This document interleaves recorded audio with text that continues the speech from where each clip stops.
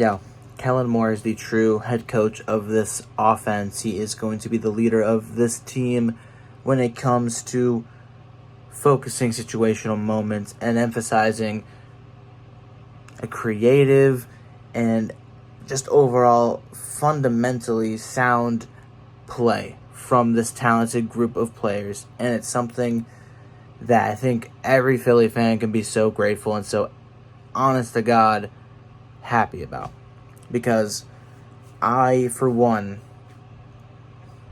I feel every time we get new anybody in this team, in this organization, be it at the player, at the coach, at the executive level, whatever it may be, I'm very critical about them because it's not for nothing. Change is always kind of scary to see, and sometimes it works out, sometimes it doesn't. And in this case, we've seen the Chip Kelly era not work with the change that was, trying to work there. Didn't work.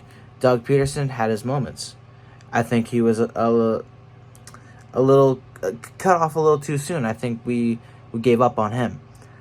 And now the Nick Sirianni era has had a major peak and a major drop off. And what is the true Nick Sirianni legacy in Philadelphia, right? Is it what we got in 2022, backed by some pretty good coaches and bright minds in Jonathan Gannon? Yes, Jonathan Gannon, the guy that came to Philadelphia and beat him in his home turf, beat his best friend, Nick Sirianni, and his incompetent you-know-what.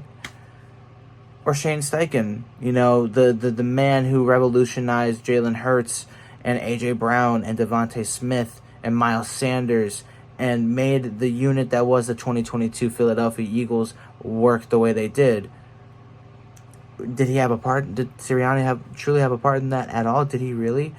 Was he just there to sign off on the signings and the things that Howie Roseman did for this offense, like bring in a guy like A.J. Brown or draft guys like Jalen Carter and Jordan Davis and get some other really raw, good talent in C.J., at the time, James Bradbury, Hassan Reddick? I mean, I don't know.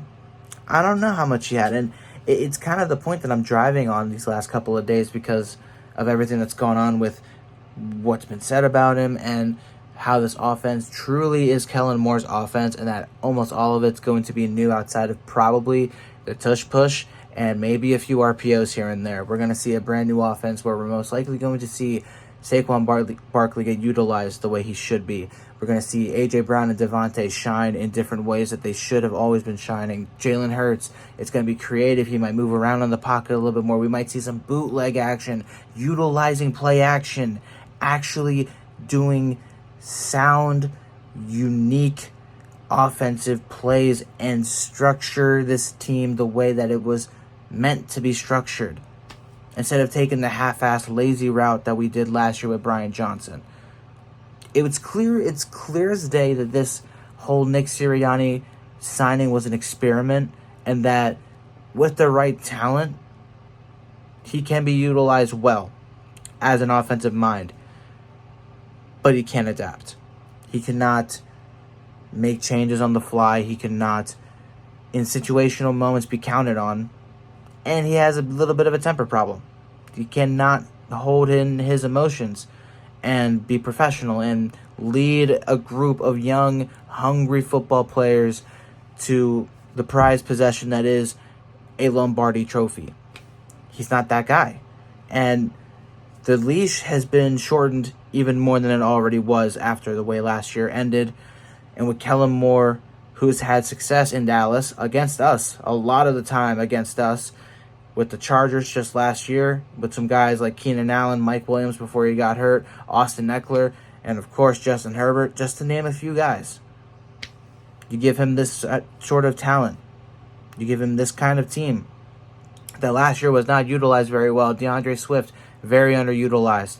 Led the league in rushing despite not playing much in the first 2 weeks going into the midway point of the season, and then had a drop off because we forgot to run the football. A.J. Brown, who almost, reached the same amount of yards that he did in 2022, had 4 less touchdown passes received, and was not very utilized was not properly utilized whatsoever down the stretch. Devontae Smith, I mean, not very well utilized despite the numbers and despite the touchdowns being, I believe, 7 as well, tied for his career high. Dallas Goedert, nowhere to be seen whatsoever, especially, when he was healthy in the second half of the year. Nowhere to be found.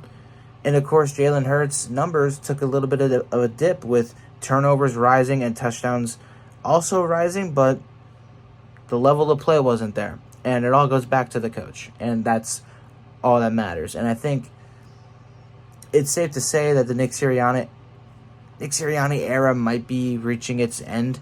And Kellen Moore is kind of being used as like the offensive coordinator, but realistically the head coach in this instance as a test. He's proven himself to be worthy as a head coach candidate for the past 3 or 4 seasons between Dallas and LA. He's done a lot of good things, and he's done a lot of great things with great talent, and there's no better place for talent than Philly right now. So with this whole brand new offense, with everything that's going to be given to us that we're going to be seeing this team perform with, I got nothing but best of luck to say to Kellen Moore. I want him to succeed.